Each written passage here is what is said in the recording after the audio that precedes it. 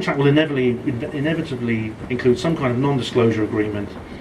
They'll take it away and they'll shelve it. It'll give the development rights will include exclusive for them alone, and they'll say, well, thank you very much, we'll be in touch, and you'll never see them again. Alternatively, they might threaten you, they might try and blackmail you. If you've got a shady past, something you haven't told your wife, you know, come on guys, you wouldn't be alone. They may say, well, maybe she should be informed about all this if you don't hand over your invention to us. Things like that. There's all kinds of ways they can get around you. Next slide, please. Now we come to the dark side of free energy.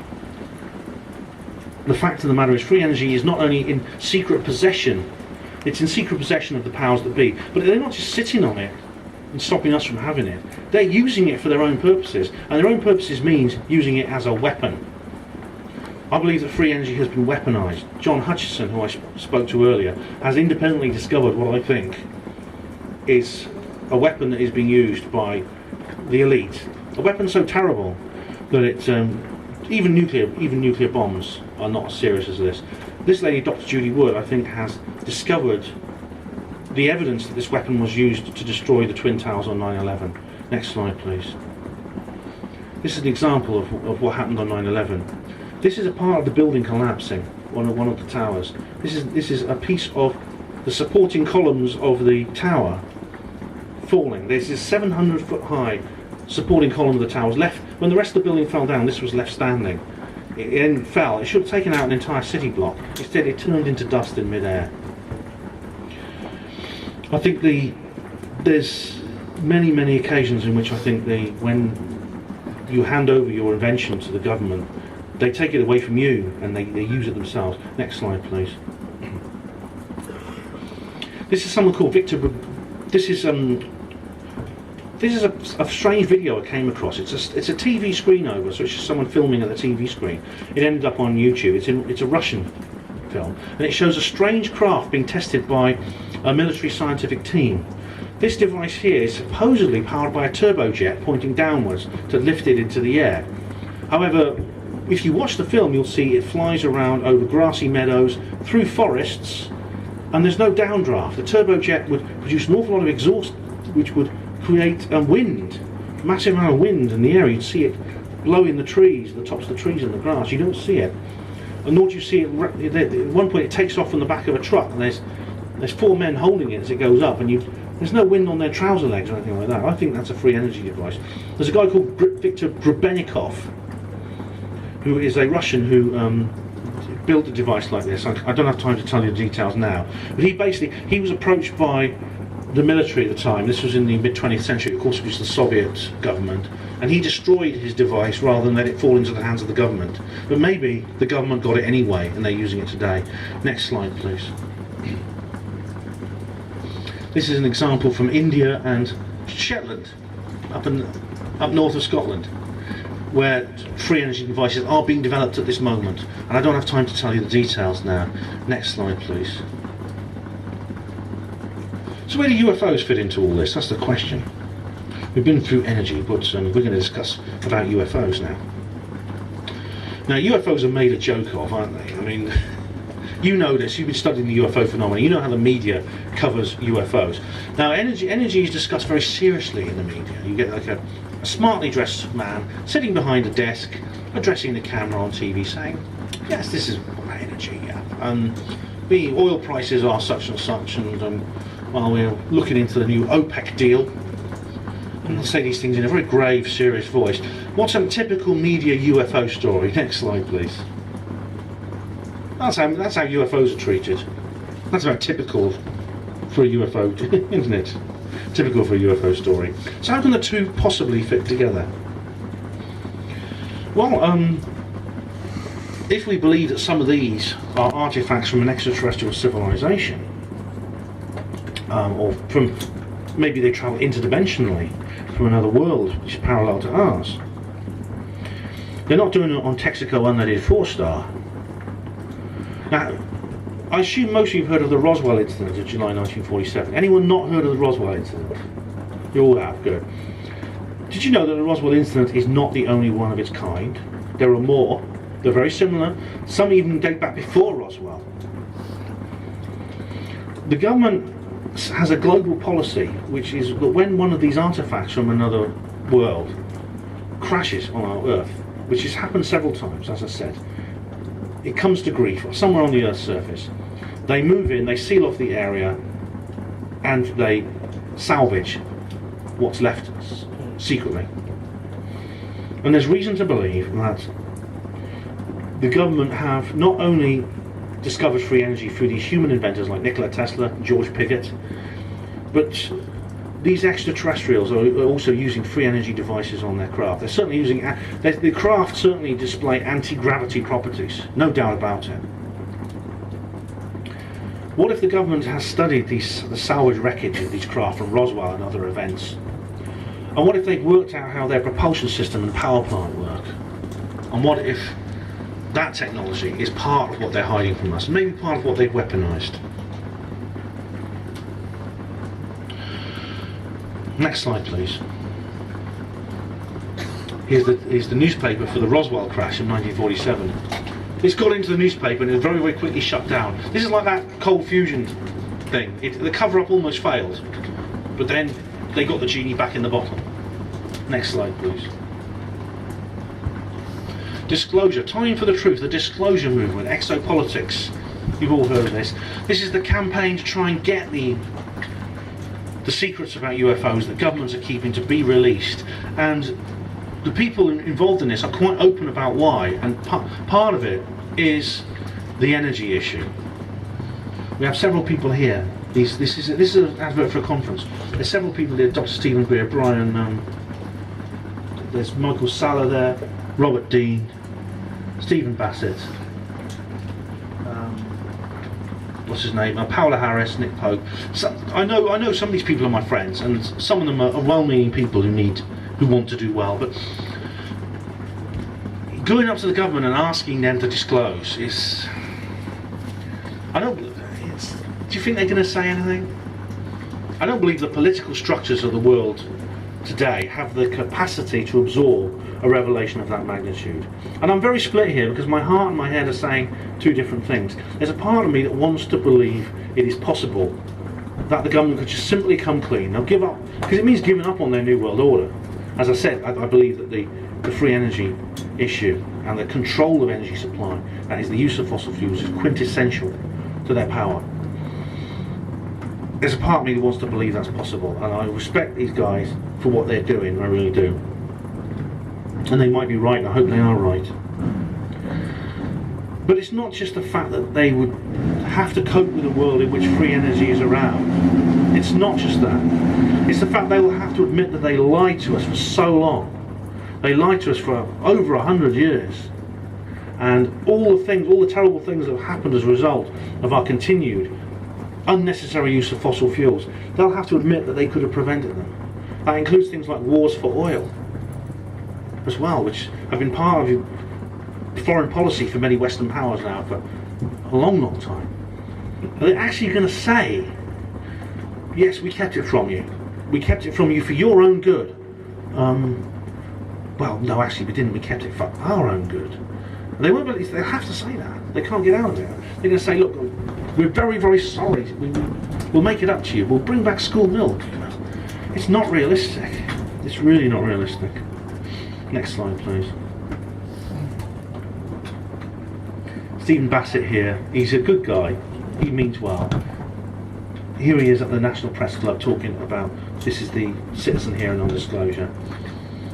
And I want to believe what he can do is possible, but I don't know. I really don't. Next slide, please. This is a very, then again, what if there is a process going on behind the scenes right now which could lead to full, willing disclosure? Something very strange happened to me the year before last. I got a call from Dave Hodrian, who you may know. He's a good speaker to have here, actually. He's a very interesting chap. He runs the Birmingham UFO group. And he told me that he'd been invited to speak at an event in London about the Roswell incident. And he asked me if I could come with him. And I said, great. I said I'd meet him at the venue. When I got to the venue, it was in the heart of London, and it was a very, very posh house indeed.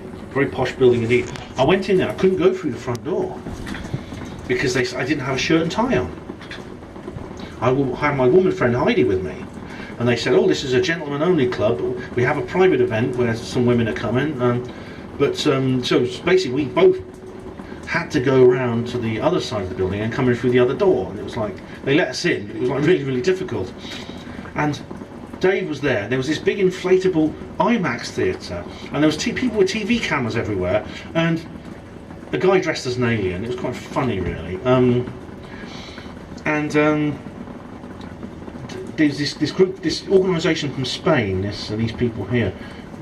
They were doing this, like modulation.com, were doing this event there, and the people. I was waiting for maybe some of the local UFO community to turn up. But the people who turned up to attend this event, they were not your usual UFO crowd. These were guys with suits. Their wives had diamond earrings and bracelets. The men had gold Rolexes on. They were sitting there talking about saying things like, well, the latest figures from our Hong Kong office are very encouraging. I overheard some of their conversations. What were people doing like that during a UFO event? I asked Steve about this. And he thinks that this was actually some kind of covert disclosure promotion event. That this was some way, there is a group of people trying to persuade the elite, the rich and powerful, to actually go for disclosure. And as I said before, despite my doubts, I did wonder if somehow I'd managed to get involved in the event that Dave invited me to. Because Dave didn't know what this was about either. When he was invited, he was just invited to speak. But I just wondered if somehow we got caught up in one of these covert disclosure events, because these people were elite. These people, I found out the venue is actually called the In and Out Club. It's one of the most elite clubs in London. Prince Charles is a member. He wasn't there that day, but apparently he's a regular member. So it's another side of the story. It could be possible. Next slide, please. So I won't keep you up much longer. Now we are faced with a choice. Where do we go from here? This is the thing. Because I believe that disclosure, the truth cannot be kept out, and I believe it is going to come out, not because the government gives us permission, but in a way maybe we don't predict. But we could end up like this. This is the end result the elite want. Big Brother. Next slide, please. People living in a controlled world with a degraded and synthesized and robotized cybernetic environment. Next slide, please. But the city's destroyed and people living in camps, basically work camps, where we're eating the food we're eating, the genetically modified food, that exists for one purpose alone, to keep us moving while we work until we drop dead, which we're at a very young age, in which case we'll be replaced by somebody else who's also fed this genetically modified food to keep them, to make them work for no other purpose. That is what they want. Next slide, please. Alternatively, we could live in this future. It's not too late. The Heinberg graph has not reached its extreme lens yet. We can turn around, we can turn things back in exactly the way in the second set of graphs I showed you when free energy was declassified. We could live in a world of free energy in which we would live like this. Next slide, please. Where the animal kingdom and the plant kingdom would live undamaged. Next slide, please. The natural world would be intact. And we would all be free. We'd be free of poverty. We'd be able to live long, healthy, happy lives in abundance without harming the rest of the biosphere and the rest of the planet. Next slide, please. Don't give up. This is an important point to make. I don't have all the answers. I don't know what the solution is going to be to this, but I just know that it's not doom and gloom. As Gandalf said here, Gandalf, a character from J.R. Tolkien's Lord of the Rings. J.R. Tolkien actually was very much in touch with spiritual traditions and spiritual matters. He was a deep thinker, he was a deep feeler, he was a dreamer. Some believe it is only great power that can hold evil in check, but that is not what I have found. I've found that small everyday deeds of ordinary folk that keep the darkness at bay, small acts of kindness and love. What Gandalf is saying here, and what Tolkien was saying in putting this dialogue in, is that none of us are helpless. Everything we do has an effect, and we must never give up. We must never forget that. We never know when what I'm going to describe next in a minute is actually going to happen. Next slide, please.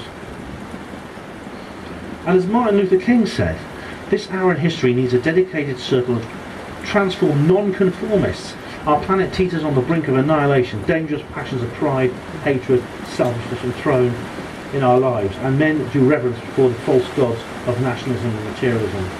The saving of our world from pending doom will come not through the complacent adjustment of the conforming majority, but through the creative maladjustment of the non-conforming minority. That means you got to stick by your guns when people call you crazy and try and turn you into copies themselves and put pressure on you, because they will put pressure on you. We're still just a large number of people understand conspiracies, they understand UFOs. So surveys say time and time again it's 20%, 30%. But we are a small, very vocal tip of a very large silent iceberg, and that I think will change. But until it does, we're going to need a lot of guts, and we've got to look after each other. Mutual support is a great source of courage. Next slide, please. And as Oscar Wilde said, always forgive your enemies because nothing annoys them so much. You've got to have a laugh. You've got to... Another phrase, I don't know who said it, otherwise I'd put a slide up for that person's quote as well. Life is too important to be taken seriously. You have to have a sense of humour in this world, not to trivialise things as serious, but as a defence mechanism, as a means of survival. Because you can't laugh at this world, you ain't going to survive it. Next slide, please. This is the most important thing of all. This is why I believe we have hope. Lyle Watson, a great South African researcher, he discovered something really remarkable. That ideas that come into people's heads on a large level, they don't spread the way people think they do from person to person by word of mouth. What happens is, you get an idea, someone gets an idea, they spread to a couple of other people, another couple of other people, they circulate as in a group like this. Then they reach a certain critical mass. When that critical mass is reached, they almost instantly explode out into the rest of the population. Lyle Watson observed this when he was doing an experiment involving monkeys on an island off the coast of Australia. These monkeys were very interesting because they found out one day they used to eat potatoes, and one monkey found out you could improve the flavour of the potato by washing it in the sea, get some salt into it. A couple of other monkeys watched them doing that and thought, I'll have a go. And they tried it. And bit by bit more and more monkeys followed the leader and they followed the example and realised it was a good idea. But then after a certain number of monkeys learnt this, almost instantaneously Watson found that all the monkeys on the entire island were doing it. And it's almost as if Carl Jung talks about the collective unconscious, like there's an element of our mind, a higher level of our mind, which is shared by us all. And once there's a certain critical mass reached, it suddenly becomes a part of that collective unconscious and is accessed by everybody. And with monkeys, it was about 1% of monkeys with the potato washing test, and that's why you get the phrase 100th monkey effect. With humans, we don't know what the level is, but it's not the majority, nowhere near the majority. Which means that the ideas we're talking about right now could be like those monkeys washing potatoes. We don't know when we're going to reach the critical mass. We're going to cross that threshold and suddenly things will change very rapidly. We don't know when it is. It could be today, could be tomorrow, could be next week. It could be right now. It could be you, me talking right now, or you listening to what I'm saying right now. We could be the 100th monkey. This is why we must never give up. It would be awful if we gave up the moment before we crossed that threshold. Next slide, please. Mahatma Gandhi said, "When I despair, I remember that all through history the ways of truth and love have always won. There have been tyrants and murderers, and for a time they can seem invincible, but in the end they always fall. Think of it, always." And he's right. He also said there's a natural arc that bends towards justice, which means we don't live in an amoral world. There is a natural order to this world, this universe. And if you're on the side of kindness and caring and desire to do good, then you are on the winning team as a part of the natural order of the universe, even if you might not see it. That seems so at the time. Next slide, please. So, I really do hope you have enjoyed this, what I've said today. I hope it's made you think. I hope it's made you go out and talk to other people. If you want to know more about me, all you have to do is go to this website here, www.panamo.blogspot.com. This is my main website. It's also a portal to all the other websites I have, because I have multiple, there's a YouTube channel, there's my own radio shows, and recordings of other live lectures I've done like this one. And you can find out everything about me. What I can say now is, don't get wet going home, and sleep well, sleep tight, and thanks very much for having me.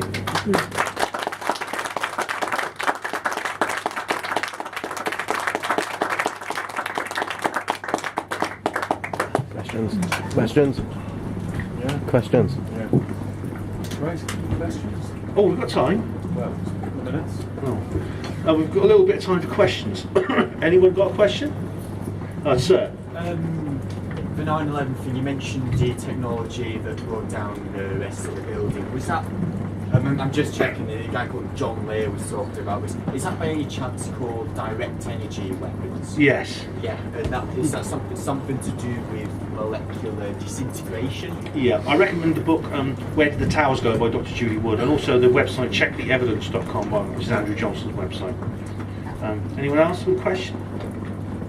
Yeah. See you. Thanks for coming. Thank you. It's getting late, I know, I've gone on a bit long, but if no one else has got any questions, I'm going to say thanks very much, and good luck with this group you've got here, because this is a new group, it's just started, you've achieved so much, so please go on, let the good times roll, and go to higher and greater things. Thanks for that.